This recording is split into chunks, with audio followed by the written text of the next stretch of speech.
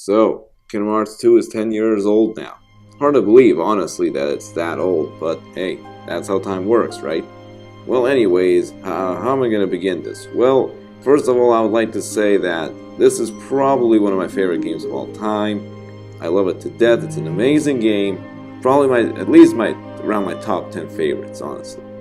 But the best way to begin this is, of course, how I got the game. Well, if I remember correctly, I got this game at around maybe late 2006 or something like that, or probably somewhere around Christmas.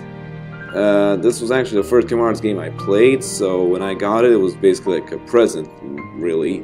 I was really surprised because this is the first Kingdom Hearts game I played, so yeah, I was even more confused when I started playing it. I didn't understand anything that was going on, honestly. Everything was just so confusing. It's unbelievable. So, how did my first experience go? So, when I got it that one fateful night as a present, I put it in my PS2, and that's when the magic began. Well, first of all, let me just break down, my first playthrough very quickly, how I experienced the beginning, I guess, the prologue and stuff like that. Well, first of all, the intro happened, and I had no idea what was going on. I saw Donald and Goofy in there, and that confused me. I mean, I was like, what the heck, Disney characters? What's this game have to do with Disney? I mean, I saw the Disney logo before, but I thought, at the beginning, I thought they were just like cameos or something. I had no idea that this was actually that important. So, yeah, the whole Disney thing really did confuse me. So anyways, after that intro was done, we started the prologue in Twilight Town as Roxas. And yeah, that's another thing that's really special about my experience. The first character I played as is Roxas, and the first enemy that I fought was a Dusk, a nobody, not a Heartless. So yeah, that's a big difference. It's the more of the nobody side for me. So yeah. Anyways, after that, I started controlling Roxas, and it felt really different to me. And I've never played an RPG before, and this game was like nothing like I've ever played before. When I started, walking around and doing those miscellaneous tasks, I began to realize that this game is really special. And when I started fighting Cypher, well, I was really bad, just like at everything at the beginning. And then the Dusk happened. I defeated the Dusk, and those pictures came out, and I was like, alright, and yeah, I also used the Keyblade, and I was so confused when the bat turned to a Keyblade because I had no idea what was going on. Then we continued doing some jobs, and I was even more confused, and then Roxas went to the Station of Awakening, which is, the dream part, and I gotta choose weapons. I chose a sword, of course. Fought more of these white guys, and, then fought the big white guy, and then there was this girl, and then this guy in black that took my money earlier, and he was there. He pushed Roxas in the portal after that one cutscene, and what other weird things happened. Then there was the tournament thing, and then the Axel guy came. I really liked Axel, I have to admit. And then there was this weird this guy, I had no idea who he was, and let's not even forget about the dreams that happened in between the days, flashbacks of Kingdom Hearts 1. Yeah, I had no idea what those were all about, and all those Disney worlds. Yeah, those confused the hell out of me, I have to admit that. Right now. What else? Then there were those 7 Wonders of Twilight Town. That was interesting, it made it even weirder. Like, balls coming out of the wall, Shadow Roxas, and other stuff. And then finally, Roxas got that mansion, and all the way from the beginning of the game, I always wanted to see what's in that mansion and explore it, and I finally got to do it. So the mansion was really weird. There were more of these nobodies now. Of course, there are new ones. There, have the creepers and the assassins now too. So I fought some of those guys, and I finally got the Axel, and then Roxas started using the Oathkeeper and Oblivion, the 2 Keyblades, and I thought that was really cool. And then after defeating Axel, Roxas obviously, woke up Sora, and, Donald and Goofy, woke up as well. And that's when, I started controlling Sora, and I was like, okay, now Roxas, what happened to Roxas now? He's gone? I don't get it. And now why am I playing as the Sora guy now? It's so weird. And then, we started exploring Twilight Town, and then fought those nobodies. Mickey saved us, and then, told us to go to the train, and now we're going to have to find this Riku guy. And then when we got the Mysterious Tower, obviously, we talked to Yen Sid, and then he told us about, the Organization 13 and how they're bad guys, and how, Sora uses his Keyblade, and, he's the chosen one. He has to, unlock the keyholes and, take care of all this trouble. And my mind was completely and utterly ruined. I didn't understand a single thing that was going on in this freaking game. Not a single thing. It's just, I wouldn't understand anything if I played Kingdom Hearts 1 first, but the fact that I also played Kingdom Hearts 2 first, so I knew even less about it, I understood even less. So yeah, the first playthrough of Kingdom Hearts 2 was one really, really confused one. So yeah. Now I'm gonna go into more of my personal experiences with the game instead of my more special memories. Well, the hardest parts of the game for me were basically all of the fights with the Organization 13, obviously. So let's just quickly talk about that. As far as Demyx, now Demyx took the longest time to defeat, I think of all of them. I was stuck on him for years, and I'm not even exaggerating that one. I even had a dream that I defeated him. Yeah, that's how long it took. And then when I finally defeated him, I thought I was dreaming again. And what was my prize for defeating him? Goofy's death. And I just want to quickly talk about that. When I saw that Goofy died, I was heartbroken. I had no idea, because of course, just like everyone else, I thought he actually died. And that made me really sad. And I remember I was really angry. And I was like, oh, yeah, it was cool. All these the Final Fantasy characters came and helped me, and it was so cool. Basically, it was really cool. I got to destroy everyone. And then he's back to life, and I was like, oh, thank God, man. Goofy died. I'll never live that down. And then after that, 1000 Heartless, started, and yeah, that blew my mind. That I was actually fighting 1000 of them, because as we all know, we saw all those Heartless in many cutscenes just walking, towards the city and Hollow Bastion, and then I was like, oh yeah, look how many of them there are. But yeah, we'll never fight all of them, obviously. And then I actually did fight all of them, and I felt like this was foreshadowed way before, and how I was expecting this to happen. It was just so awesome. That was hard. Even though there was a lot of triangle pressing, I still loved it. It was probably one of the most standout parts of the game, aside from the end and beginning, obviously. Now let's get back to the Organization 13. Now Zaldin, yet again, was also one of the hardest ones. Really took a long time. I don't think he took as long as Demyx, because I was better, obviously. Then I managed to defeat him, if I remember correctly, because I used Reflect. Yeah, I remember to use Reflect. Genius, really. Then we had Xigbar. Now Xigbar, actually, I have a special thing with him. Now, not only did he take forever, and then I've defeated him thanks to Duck Flare of all things. He had a limit with Donald Duck Flare. That if it wasn't for that, I would have never defeated him.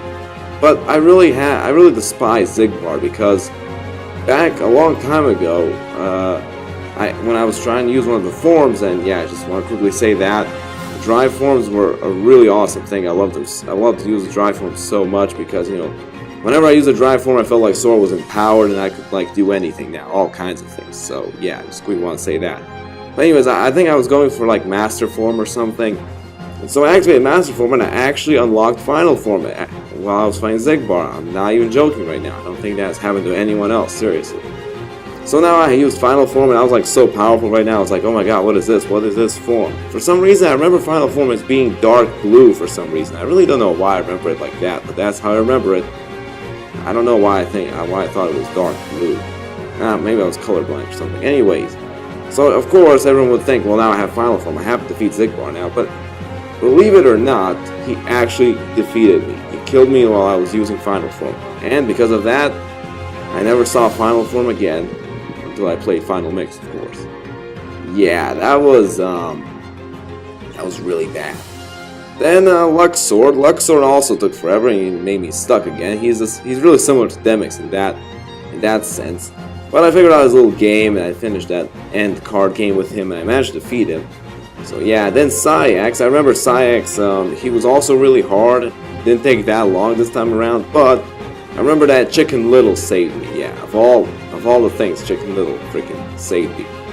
Thanks to him, I defeated Saïx in no time. And that's another thing, the summons are also really cool. You're just using some, just calling all these Disney characters. Chicken Little specifically, because of all the summons, he's the only one that didn't actually appear in the game in no shape or form, except for, well, the summon. So it really did surprise me, because I did, unlike most people, I do like the Chicken Little movie, honestly. Alright, and then I finally fought Xemnas on the first fight with him, you know, Sora vs. Xemnas Mono a Mono. That one was really fun. It was one of the only Orange 13 fights where I actually didn't have that much trouble with it. It was just pure fun. I loved it so much. It was the end and those cutscenes, and you know, when then Ansem the Wise died and Mickey and all the weird shit and rocks and sad and it was just amazing, honestly. I loved it. I loved it. And then finally getting to fight Xemnas was really, really fun. I loved it a lot. And then finally, the end, the final boss. Sora, Riku, Donald, Goofy, Mickey, and Kairi all went together through that door.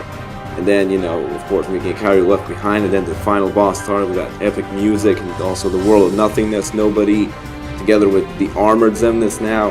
And then, you know, Sora had to get all the way and slice those buildings, and then jump on the buildings, and then, yeah, destroy that core, fight all those Nobodies around him to go in, then fight the Armored Xemnas. That was so awesome. He even used all the Orange 13 weapons, which actually that made me kind of angry, honestly, because, well, we all know how that went.